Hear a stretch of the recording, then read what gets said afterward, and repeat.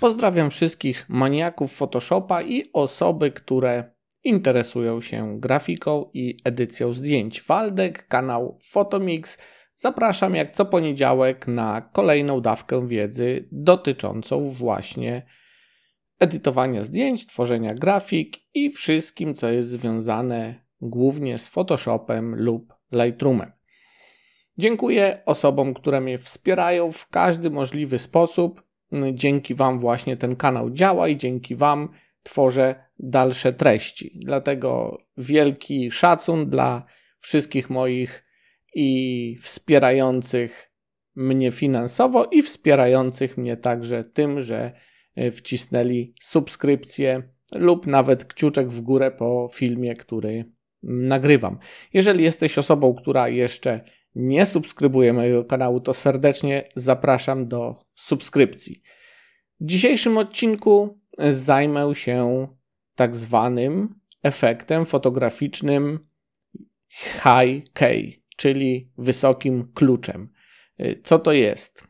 Najlepiej to by powiedzieć, że jest to technika fotograficzna, w której musimy stworzyć nienasycone, jasne tony obrazu tylko. Nie interesują nas ciemne, bo wtedy jest technika low key, czyli niskiego klucza, ale o tym myślę, że będziemy w innych szkoleniach sobie mówili.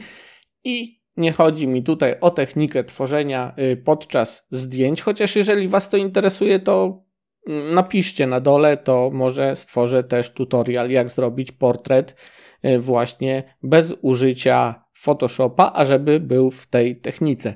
Dzisiaj natomiast skupimy się na Photoshopie i edycji zdjęcia, tak aby właśnie on wyglądał, jakbyśmy zrobili to techniką wysokiego klucza. Oczywiście będzie to o wiele bardziej dopracowane, ponieważ jesteśmy w stanie zrobić o wiele więcej w Photoshopie niż tak zwyczajnie z samym aparatem. Byśmy musieli bardzo mocno się namordować, żeby taki efekt zrobić. Jak widzieliście, możemy to zrobić ze zwykłego zdjęcia, a efekt też będzie bardzo ciekawy.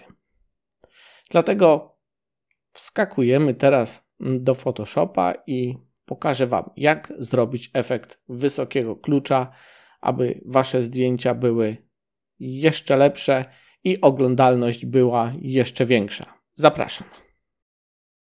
Jeśli podobają Ci się moje filmy, wesprzyj mój kanał na platformie Patronite i skorzystaj z dodatkowych bonusów.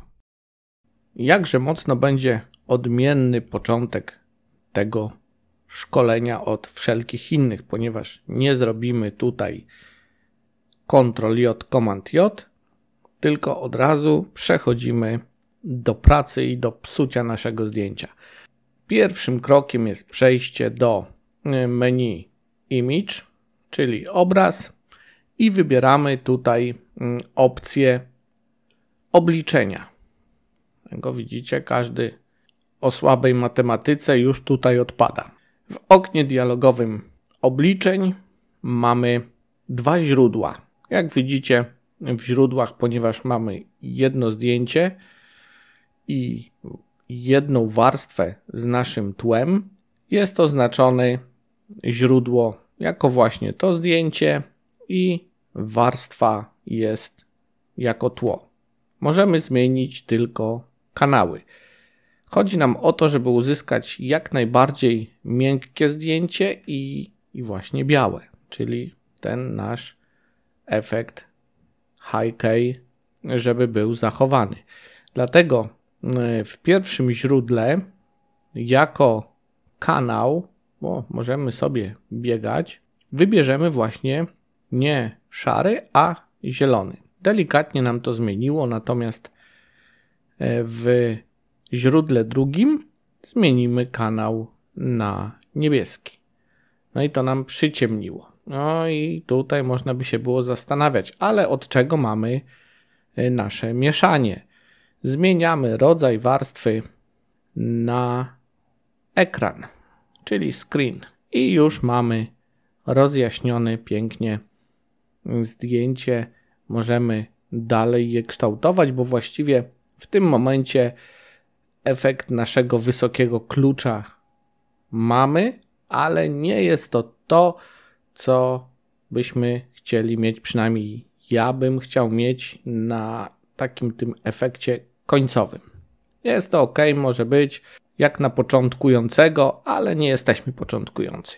Wciskam OK.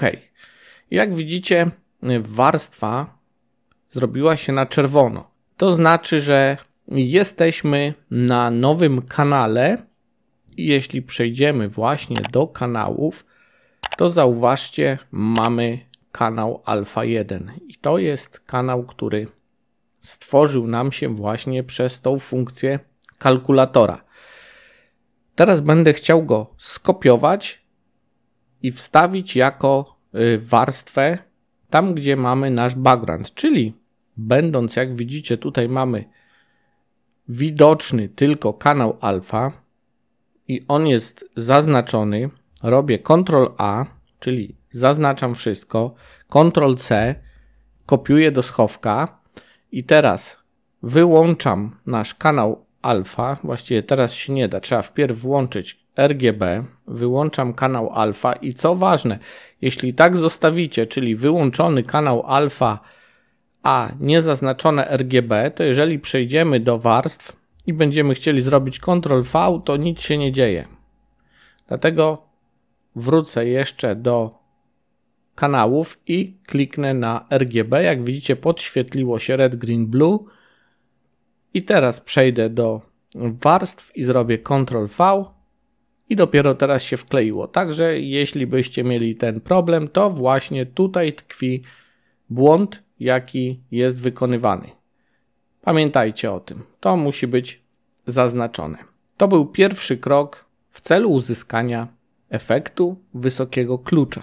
Teraz jeśli mamy zaznaczony właściwie zaznaczoną, bo to już jest warstwa, naszą warstwę z tym wcześniejszym kanałem, robimy bardzo podobnie jak na początku, czyli przechodzimy do menu Image, wybieramy obliczenia i teraz, jeżeli jesteśmy w źródle 1, zamieniam kanał zielony właśnie na ten, który stworzyliśmy, czyli na alfa 1. Jak widzicie, od razu nam to ładnie się rozjaśniło i tak samo robimy, jeżeli chodzi o źródło numer 2, tylko nie wybieramy kanału alfa 1, a z tych naszych ten, który jest najmniej kontrastowy i najbardziej taki cielisty, można powiedzieć, identyfikuje się z tym naszym wysokim kluczem i tutaj, jak widzicie, to jest kanał czerwony. Zostawiamy mieszanie na ekran. Możemy krycie zmienić do około 85 i oczywiście czyli nasz rezultat na nowy kanał, tak jak to było wcześniej, nie powiedziałem. Tutaj musi być nowy kanał, czyli tworzymy nowy kanał, dlatego mieliśmy go tutaj w tych kanałach i robimy OK. Jeżeli to zrobiliśmy, jak widzicie, nasza warstwa także podświetliła się na czerwono, ponieważ przejdziemy do kanałów, mamy kanał alfa 2 i robimy z nim identycznie jak w pierwszym przypadku, czyli Ctrl-A, Ctrl-C, zaznaczamy kanał RGB, jak widzicie, od razu się zaznaczyło wszystko, a odznaczył się alfa 2. Przechodzę do warstw i robię Ctrl-V i mamy już dwie nasze warstwy z kanałami wkopiowane i możemy dalej sobie to wszystko edytować. Teraz dla uzyskania troszeczkę lepszego efektu możemy tutaj stworzyć maskę warstwy, czyli przechodzimy tutaj na dół, tworzymy maskę warstwy. Z narzędzi wybieramy pędzel. Skoro tutaj mamy maskę warstwy białą, to chcemy odmalowywać, czyli musimy tutaj mieć jako kolor podstawowy czarny. Teraz będę chciał odmalować same oczy, usta, może delikatnie kawałek włosów i robimy mniej więcej. A myszką robię, to mi strasznie się tutaj lata ta moja mycha, nieprzyzwyczajony człowiek. O, możemy jeszcze trochę nosa tutaj uwydatnić. Oczywiście, jeżeli jakieś ciemniejsze kosmyki włosów, to też możemy jakoś to... No, tragedia myszką. Takie niektóre rzeczy jeszcze mam. Jakąś starą mychę i mi strasznie źle chodzi. No ale sobie jakoś damy radę. O, nie chce już mi się piórka podłączać. O, i tutaj sobie zaciemnimy takie niektóre elementy, żeby troszeczkę to później lekko życia miało to zdjęcie, żeby było takie trójwymiarowe. O, a możemy tutaj przyjechać do końca. O, to i tak później będzie troszeczkę zniwelowane. A jeżeli tego nie chcemy, to oczywiście możemy tu zmienić na biały, czyli tymi strzałeczkami lub klawisz X na klawiaturze i jeśli takie coś nam się nie podoba, to po prostu zamalowujemy i mamy już z głowy. OK, czyli mamy odznaczone oczy, usta, brwi. Możemy także krycie tej warstwy delikatnie naokoło, żeby równiutko było, to może 90% i mamy już ciekawie to wyglądające. Teraz zaznaczam obie warstwy, czyli jak widzicie jest aktywna górna, wciskam Shift, klikam na dolną i teraz będę chciał z nich stworzyć obiekt inteligentny, czyli klikam tutaj z boku prawym klawiszem myszy i konwertuję do obiektu inteligentnego. Jak widzicie, stworzyło nam obiekt inteligentny, jest ikonka i jeśli w tej chwili klikniemy dwukrotnie na nasz obiekt inteligentny, to widzicie, otwiera się okno nowe z plikiem PSB i tutaj mamy te nasze dwie warstwy oddzielne, tak jak wcześniej mieliśmy to w naszym tym oryginalnym projekcie. Dobra, możemy to zamknąć i przechodzimy do menu filtr, następnie wyostrzanie i mamy maskę wyostrzającą. Tutaj promień ustawiamy, właściwie wartość ustawiamy na 200, promień na 2 i próg na 0. Wcześniej to robiłem, dlatego już nie muszę poprawiać. Tutaj musicie jeszcze wziąć pod uwagę swoje zdjęcie. Jeżeli jest inna rozdzielczość, inne ustawienia, to może to troszeczkę inaczej wyglądać. Robimy OK i mamy już ładnie wyostrzone, delikatnie, ale jednak nadaje troszeczkę smaczku dla tego zdjęcia. Przechodzimy do paska narzędzi, wybieramy kolor biały jako podstawowy, czyli tak jak mówiłem, jeżeli macie tu jakieś inne, to tutaj dwa kwadraciki, te malutkie u góry, resetują, można powiedzieć, te dwa kolory do czarnego i białego, a strzałeczki zmieniają, czyli bierzemy pierwszy biały, drugi czarny i następnym krokiem jest wybranie gradientu. Gradient musi być kołowy i tutaj w menu w pasku mamy gradient i gradient klasyczny. Wybieramy ten sam gradient. Czym on się różni? Może zacznę od tego klasycznego. Chcę zrobić winietę tutaj ładną i jeżeli przeciągniemy klasycznym, nawet się zbytnio nie da. Dlatego trzeba wybrać gradient, oczywiście kołowy i zobaczcie, dostajemy coś takiego. Klikamy i możemy, łapiąc tutaj te punkciki, zmienić wygląd naszego gradientu, przesunąć go sobie na przykład na dół, jeszcze zwiększyć i dostosować go do swoich wymagań, do swoich potrzeb, w zależności od tego, jak chcemy, żeby to tutaj wyglądało. tak możemy zostawić już w tej chwili. I następny krok to spłaszczenie wszystkiego do jednej warstwy, czyli może wyłączę, żeby nas ten gradient nie rozpraszał. Robimy Alt, Ctrl, Shift, E, Command, Option, Shift, E. Jak widzicie, dostaliśmy warstwę, nawet jeśli wyłączymy wszystkie inne, to ta warstwa jest kopią wszystkich aktywnych, powtórzę, aktywnych warstw dolnych. Teraz konwertuję tą warstwę na obiekt inteligentny, czyli prawy klawisz myszy, konwertujemy do Smart Objectu i przechodzę do menu Filtr, wybieram rozmycie i rozmycie gaussowskie. Tutaj promień na 20 pikseli, robię OK i moglibyście powiedzieć, że tutaj zostało to wszystko popsute, co wcześniej robiliśmy, ale nic bardziej mylnego.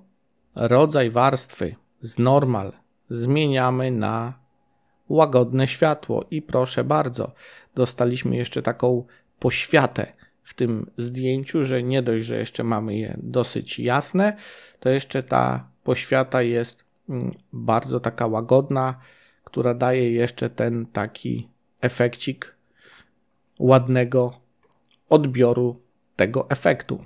Teraz tworzę maskę warstwy na tej naszej poświacie, czyli klikam tutaj i chcę odmalować całą twarz, żeby właśnie ta twarz była bez tej poświaty, czyli przechodzimy do paska narzędzi, wybieramy pędzel, kolor czarny, jak widzicie mamy biały, to strzałeczki czarny, pędzelek i odmalowujemy całą twarz, tam już nie będę się wdawał w szczegóły. O, proszę bardzo, twarz odmalowana i mamy już to dosyć ciekawe, ponieważ w portrecie, jak wszyscy wiemy, najważniejsze są ostre oczy i tutaj te elementy, dlatego tutaj pozostaniemy ostrzy.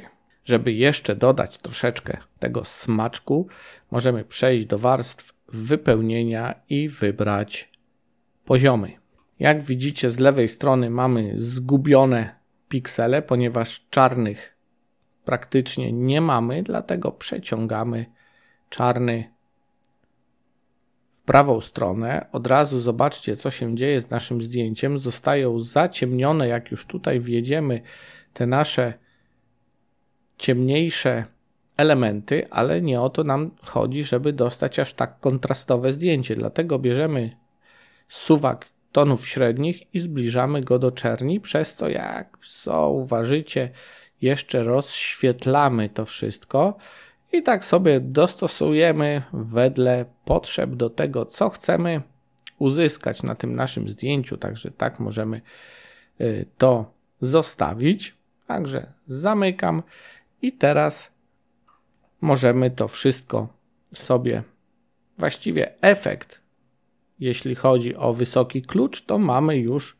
skończony. Czyli zdjęcie nasze podstawowe i teraz zdjęcie, które przerobiliśmy, ale można jeszcze to wykorzystać w inny sposób, czyli mając aktywną warstwę górną, wciskamy Shift i zaznaczamy warstwę dolną. Wszystkie warstwy zostały zaznaczone i robimy albo Ctrl, Command G, albo tutaj na tą ikonkę klikamy, grupujemy i teraz zmieniając wartość krycia, zobaczcie, dodajemy koloru z naszego backgroundu i ten efekcik jest naprawdę świetny, zwłaszcza jakby ktoś robił portrety ślubne. No to jest rewelacyjne dla panny młodej na przykład. Dlatego polecam i można powiedzieć, mamy dwa efekty za jednym zamachem. Oczywiście krycie, w zależności od tego, jak będziemy ustawiać, to ilość tych kolorów z warstwy dolnej będzie większa i ten efekt wysokiego klucza będzie troszeczkę mniejszy, a jednocześnie właśnie będziemy mieli ten lekki zafarb na przykład na skórze, który też daje pewnego smaczku do tego całego zdjęcia. Dziękuję bardzo za obejrzenie. Oczywiście kciuczek w górę, jeżeli film się podobał. Piszcie komentarze, pytania. Starał się, będę na nie odpowiadać. Jest tego coraz więcej, dlatego już mogą te odpowiedzi w tych wszystkich formach, które do mnie wysyłacie, troszeczkę być już opóźnione, ale staram się w jakiś sposób na wszystko odpowiadać. Oczywiście niektóre mi gdzieś tam ulecą i zapomnę o nich, także przepraszam, już tyle mam wiadomości, że ciężko nad tym zapanować. Zapraszam oczywiście na następny poniedziałek, w którym ukaże się na pewno bardzo fajny tutorial, w którym nauczycie się jeszcze więcej, jeśli chodzi o właśnie technikę wykonywania i edytowania zdjęć. Na dzisiaj dziękuję i do zobaczenia. Cześć!